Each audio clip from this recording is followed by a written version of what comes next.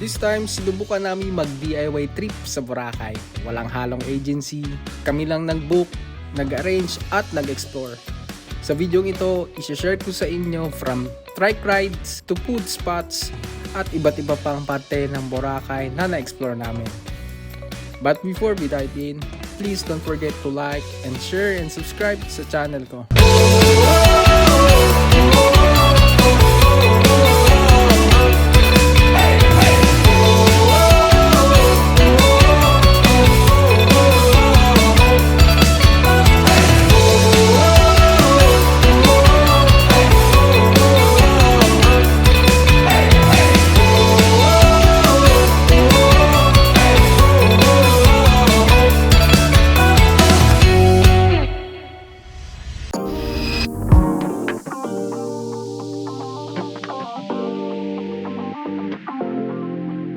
Pagdating namin sa Boracay, diretso kagad kami sa Henan Prime.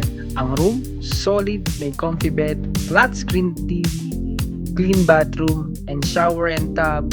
Spacious din yung cabinet nila at may libre silang tsinelas. At syempre, ang pool. Perfect for photo and quick dip. Dito kami sa Station 1 dito sa Henan Prime. So kakain muna kami. And then, malapit na pala dito yung grotto. Let's go. Look! Yung picture dyan mamaya.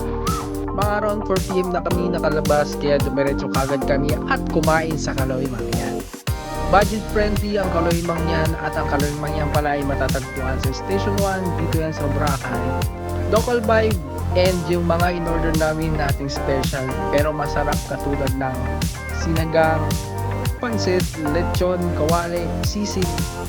Itong mga in-order namin is usual, nakakain kung saan pero masarap naman.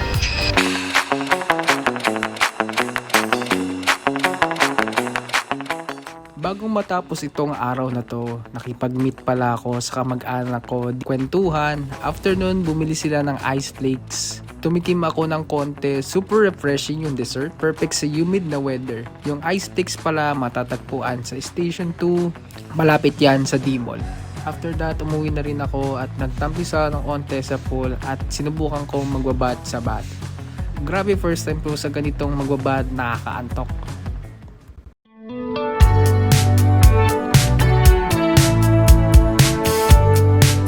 Isa sa favorite ko pag nag-book ka sa ganitong magarbong hotel katulad nitong Henan Prime ng Boracay ay may breakfast buffet sila.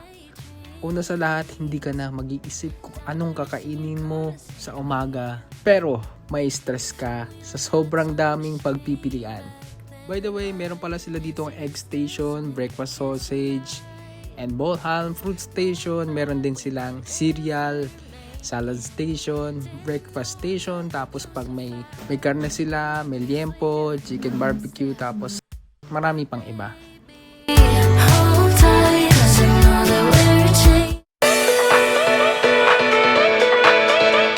Hindi namin na-expect na sobrang ganda, less crowded, tahimik at perfect mag-picture at magtampisaw. Medyo maalat lang at masakit sa balat yung saltiness dito sa Diniwid. Along the way papunta dito, pinadaanan kaming part na malumot pero dito mismo sa Diniwid hindi naman. Umabot kami more than 2 hours yung stay namin doon. Nagmuni-muni. Around 12 noon, nag-check out kami sa Henan Prime, sad to say, at nag-check in naman kami sa Azalea. Ang social din kasi sa labas pa lang medyo plus 10 na agad.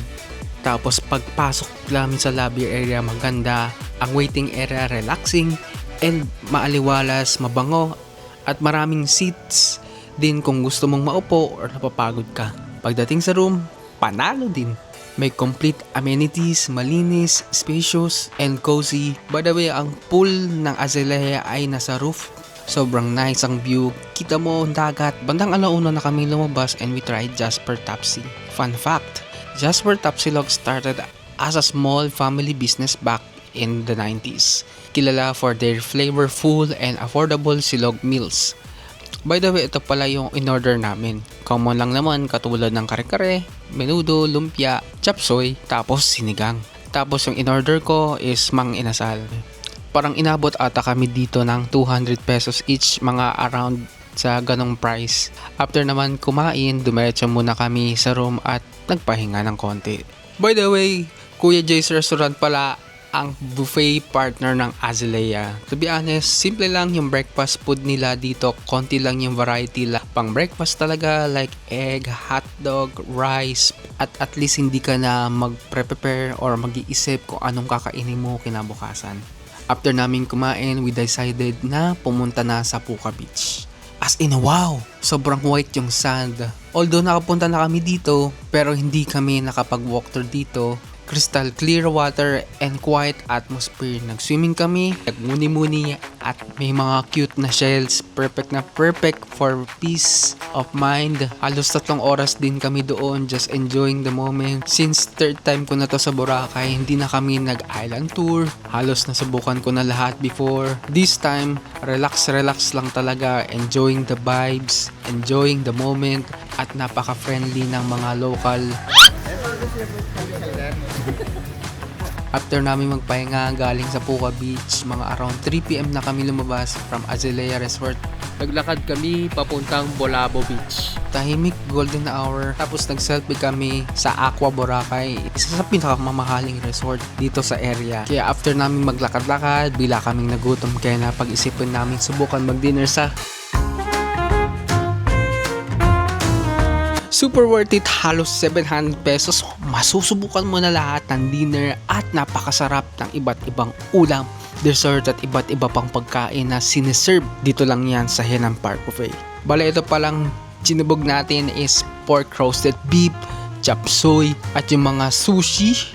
Tapos ang favorite ko sa lahat ang scallop. Tapos sinubukan ko din tong mini burger.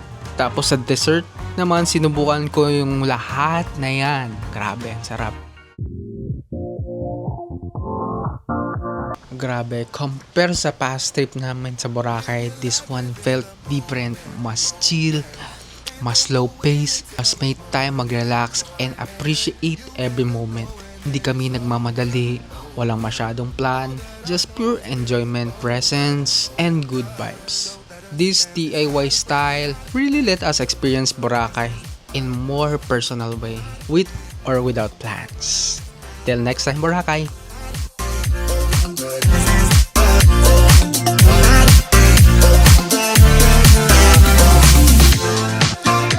Our bodies move to the groove and the light that flickers.